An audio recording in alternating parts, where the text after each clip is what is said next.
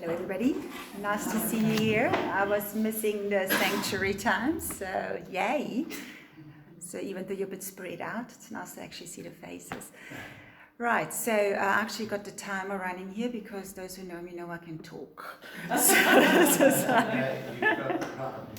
Careful. But when I was thinking of like, what am I going to talk about? And I always have this list of things of what should I talk about. And then I end up talking about something completely different because my guides are very spur of the moment and I'm not very good with taking instructions. So we just go with what comes. But it came down to the most obvious thing, and that is love versus fear in the times that we have right now. And I think it's also the most obvious topic because we all smack bang in the middle of it. We are being force-fed fear, and from all angles and all extremes. And our natural state of being is love. I'm not talking about the sugar-coated, fussy kind of everybody loves everybody, because let's face it, we people, we don't like everybody, we don't have to. And not everybody is good for us either, so that's not what I mean with the love part. But what happens is like love comes in many ways and fear comes in many ways. So the difference between those two is the main ones right now, what we struggle with and why so many people are having a hard time is fear puts us in reaction mode. Fear does not allow us to be in the here and now. Fear gets us to exclusively look into the future through a negative filter. If you don't, then. If that doesn't happen, then. And it's only ever negative outcomes. At the same time, we are constantly being told that it is out of our hands. That like it's not us that can make that decision or has a say in it if it's gonna have this outcome or that outcome. It depends on Cyril the Squirrel, Auntie Duke, or whoever, what they think up or whatever they want to do, which is not true. But the more they are putting this down our throats, the more we sit at home and wait like, what they're going to say now? And I'm going to wait to have a life. If I have a life, if they allow me to have a life, and the way they tell I can have it, then I will adjust to it. And that's fear-based. And of course, it's easy said, like, don't be fearful. I mean, be logic, you lose your brain with it as well. But this is the time right now where we need to go back to love. And love is in action mode. Love is in the here and in the now and says, I hear them, but is this my reality? Will it affect me? Yeah, it will. This whole thing worldwide will affect everybody right now. Due to it being a health pandemic, well, it is a pandemic. Is it a health pandemic? Is another story. I'll call it a fear and greed pandemic, but so be it. That's no here nor there, potato, potato. But we are being affected by it. So the whole thing right now is why we feel thrown out. We don't feel we have a say in it. We feel we have to wait what we're being thrown to. We are not standing in our power. So what is this love fear thing right now? So love feeds, fear depletes in any way or form. With that, we have more unhealthy people now than we ever had before. And it's not the virus. It isn't. Look at the numbers. It isn't. We had more people dying of other stuff, but what we do have more people of anxiety, more people with depression, more suicides, and that got nothing to do with the official corona stuff they tell us. So this comes then down to like, okay, if they tell me that is the reason why they're telling me how to live my life, but the basis isn't there, why are we giving them the power that we still go with it? And I'm all for some rules need to be followed, and pretty much 99% is negotiable or just simply to be ignored. And this is like because fear stops us from questioning. Fear stops us from saying like, but hold it, is it really my reality? Is that really fact in my life? Does it actually match my inner voice? Now the next problem with this like inner voice thing, we all have it, but this flippant fear voice screams so much louder than my inner voice. And every time the inner voice goes like, but maybe you want to look at that, there comes like, what did you say? And it's like, oh, never mind. So right now it's the time where we need to be more in the now and more listen to this inner voice. The soul knows things no brain can know at this stage. Brain is very limited. It's nice to have a nice one and one that works, but it helps to use it as well. So, but the brain only ever knows things from the day we were born to this very moment where we are. It's a very selective mix of what we expose ourselves to. So the soul is the accumulation of all the lives you had and the knowledge in a straight line above and beyond. So let's give it a number. The soul is 5,000 years of knowledge. And in my case, my brain is a whole 48 years old. And it's kind of like, yeah, let's pull rank with that one. Makes no sense. And let's not talk about certain other decision-making people that didn't even go to school and spend half their time in jails, which make decisions for us. So let's just like pull this in a bit and kind of like, that's where we can use our brain to say like, okay, use the brain to detach. Because the best thing to detach from depression and anxiety is logic. Because the brain runs, so you need to bring the brain down first. And then you go inside and go like, okay, but what is my reality? Where is my power? And your power is inside. Now, the outside voice is fear, which sneaks in like a little bugger and really gets comfortable very quickly and has such space infringement issues. So, and it takes over before we know. It starts with one fear and it starts getting in every area of our life.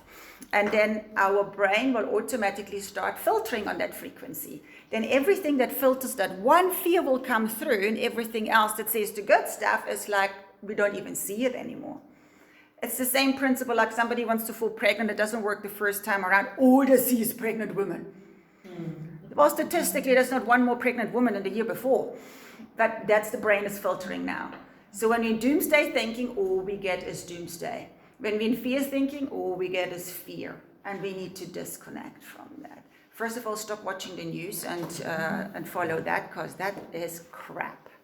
And so this is really, we need to be very careful what we pay attention to, because that's what goes into the system. So choose your news or your whatever you want to follow very, very wisely. You also need to get very stingy with your energy. And what I mean with that, stingy and selective.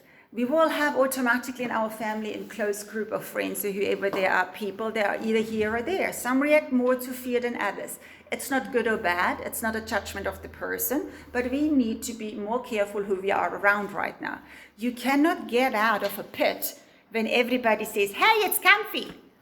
No, it doesn't work. So you need to kind of like keep them a bit more at arm's length. Don't entertain it. You cannot unhear things. If I sit with you and I want to keep a positive mindset and you tell me, oh, this is horrible and this is horrible, as much as I might not agree, I cannot unhear it. And it goes in. I might walk off and say like, oh, I wish you would be more positive. It's now part of my system. I can't unread it. So once it's in, it's in. If I agree with it or not, so do not expose yourself to that. And no, it does not make you unkind. It does not make you unloving. But if you want to change the formula, you cannot be part of the old formula. It doesn't work like that. You can't say, I'm like, I want to get away from the poison, but every now and then I'm just being a little bit poisonous to be nice. You either are or you're not. It doesn't work like that, but this is where we are torn with this as well. So love feeds us. Love is healthy, physically healthy, mentally healthy, spiritually healthy. Because this is where we are right now. I've never seen as many depressed and anxious people in my life. And even people that are normally the most unlikely people to be anxious are wrecks. Half of you are sitting there doing this. I don't even know if you're aware of it. Like all these nervous little tics are kind of like, it's like, or like the constant kind of, that's nervous tics. And this is the body reacting to it. And by the time the body reacts to it, this is the last line of the whole messaging system from spirit, because spirit is not being heard properly right now. And as much as we can go into meditation, which is a wonderful thing and we need it more than ever, there's no use if you don't change the formula in the rest of the 90% of the day. Because I give you 5 minutes into your normal day and that's gone. So it might buy you 10 moments of sanity, but the rest, hello, off we go. There comes the circus. So the whole thing is like love brings you flow, fear brings you stagnation. And the worst thing we do as well is when we're in a fear state, we stop dreaming, we stop having a vision, we stop looking where we're going to. because we are on reaction mode. We just want to avoid more bad stuff. And when we're in avoidance mode, we can't be in manifesting mode. We can't be in growth mode, either or. It doesn't work. And it's not a conscious thing. We do that all the time. Now, the bigger the challenge, the bigger the vision needs to be. The more complicated it is, it's not even complicated, we make it complicated. There's only ever one thing you need to ask yourself, but whatever it is, and especially right now, does it feed me or does it deplete me? If it depletes you, it ain't yours. It doesn't matter how it's dressed up, who sees it, where it comes from, what it comes with, if there's a big fat bow on top, or Dookie sees it, or anywhere else sees it. If it's not feeding you, it ain't yours.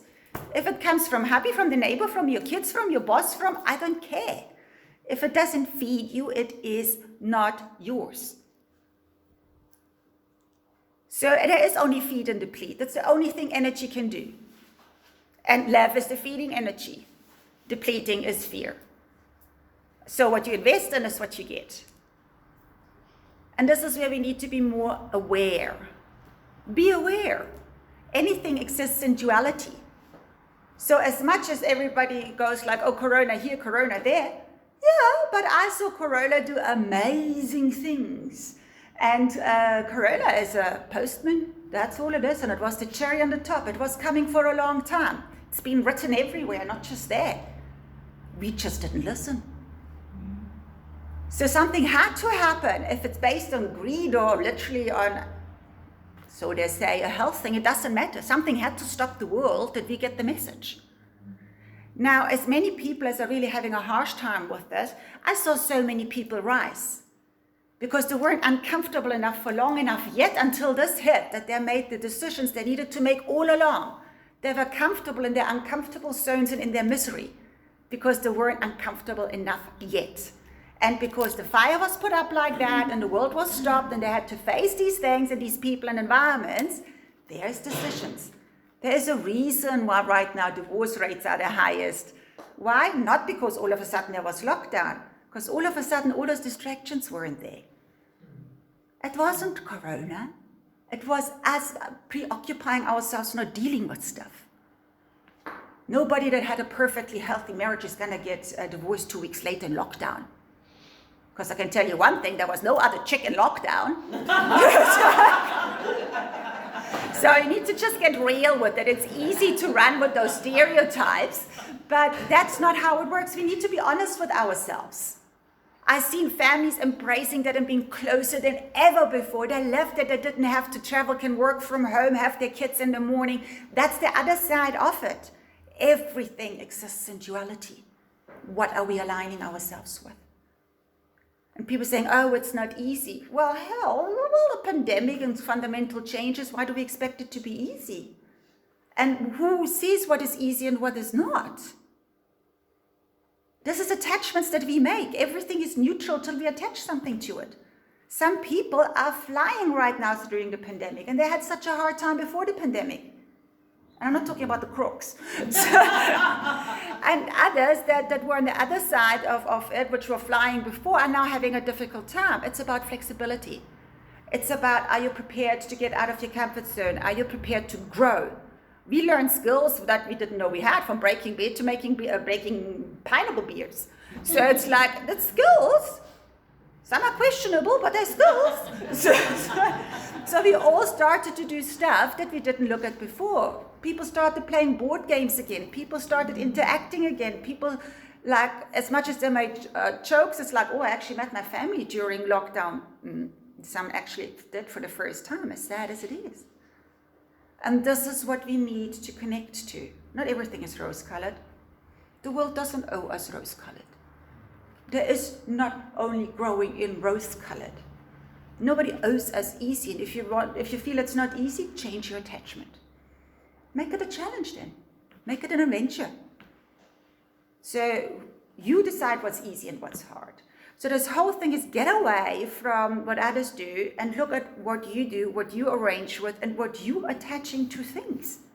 You're the one making choices for your life, and you need to get back into the here and to the now and into action mode, into awareness mode. This is what this time is about, bringing the whole focus from the outside back in.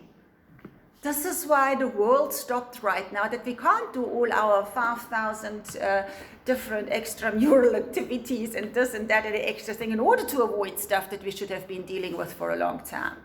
This is deal with it, look at it, it's a major spring clean. How you use it is up to you. How hard or difficult it is up to you. But it's actually a gift.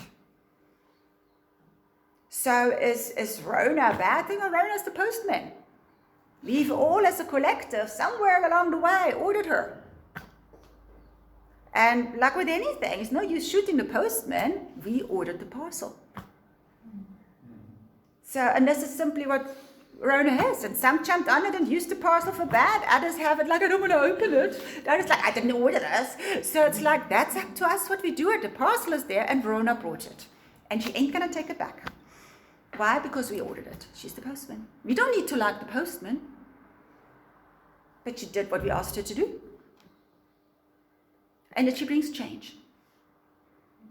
And depending who we are, for some harder, if we're like not very flexible, then it's a bit harder. And we need to start dreaming. And only because we can't have things how they used to be, and let's face it, how many of us were moaning and groaning about certain aspects of our life before Rona came?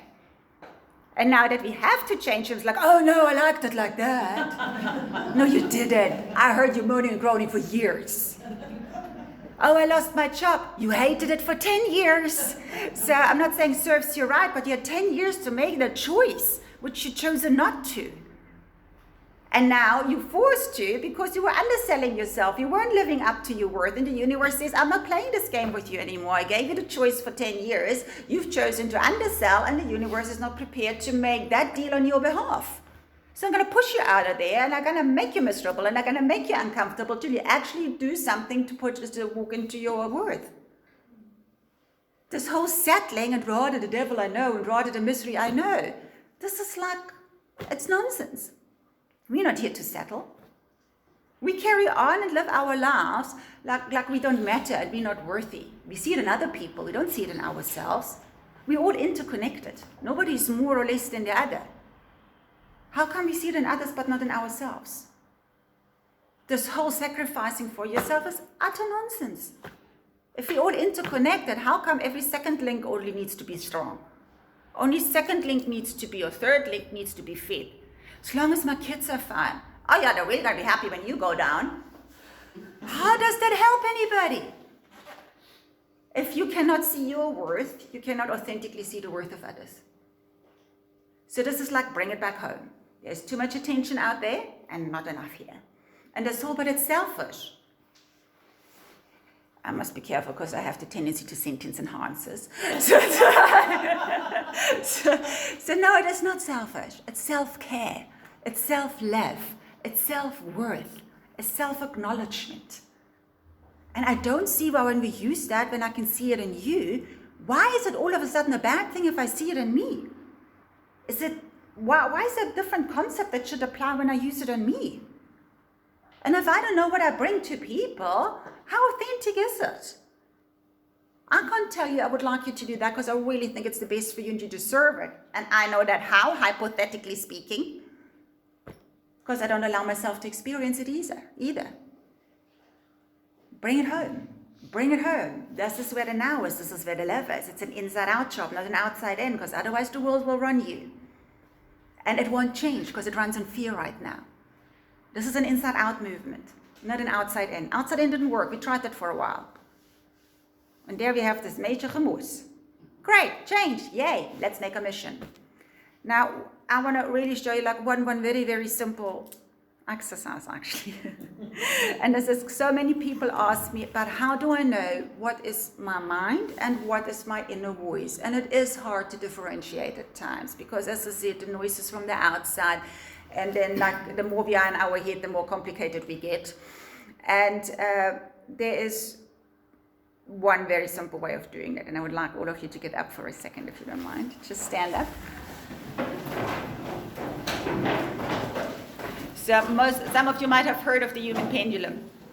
So ultimately, a pendulum is just showing you your own energy. So a pendulum on its own can't do anything. It's just giving you the visual of your energy. That means you are the energy where the info comes from. So please stand quite relaxed. Right. Now please ask your body to give you a yes, and you will find that your body will start swaying in one of the 4 directions. See what comes up? Just let your body be very soft. Can you feel it going in one of the 4 directions? You're allowed to talk. Which way it's going? Okay, just try, just like relax, don't overthink it. Actually, don't think at all. Just like ask your body to give you a yes. It should go in one direction. Most of you coming forward. Yeah. Now ask your body to give you a no. It should be a different direction. There's no direction. Then ask again. It's just you need to get used to it. You're most likely trying to control it too much. But does that make sense? Do it a few times. This is your direct energy. Did you get it? Good, because I saw a surprised faces like, how does this work? That is your inner voice. This is your soul directly interacting with you. This is your energy field. This is not the brain, because the brain right now goes like, whoa, where did this come from? And this is exactly what we want. So if you're not too sure if it's the brain or if it's your inner voice or the gut or the instinct, do that for starters. Very quickly, you can sit down. Very quickly, you will learn to trust it, because it's trust. Love is trust. Trusting yourself. Not trusting the outside world, but trusting yourself. And don't ever be afraid to ruffle feathers. Don't ever be afraid to go against what others want. That is the whole thing about change. You can't be the nice person and just agree with everything. You're being nice to whom? It's about change. Change will ruffle feathers. Some will like it, some will hate it, some will be for you, some will be against you. That's fine. But you know, the main opinion that's going to matter is here, like how you feel about yourself. The world will always throw you a multitude of it. Whatever the world thinks of you, if they like you, fine, bonus. If they don't like you, they're also entitled to that. So it's like, it's fine, but it shouldn't determine how you feel about yourself. Fans are welcome, and others that don't, it's fine. Do your thing. Off you go. Knock yourself out. Have a nice day. And that's really what this is. You need to define you. Stop letting the world define you. And I need to check the time. So, and this is really, okay, I'm way over. So, I hope you got the message, and stand in your power and bring the colors back. Because when the times are bad, the colors disappear. And if you look around, very few people are actually wearing colors. And right now, when it's time about standing in your own power, get the red and get the yellow. The red is about the base, and it's like, hence the red. And yesterday, even when good old Squirrel spoke yesterday, he had a red tie on. It's about authority and standing there. Plus, he even had it outside of the thing. And I'm kind of like, somebody took some sense into you for a change.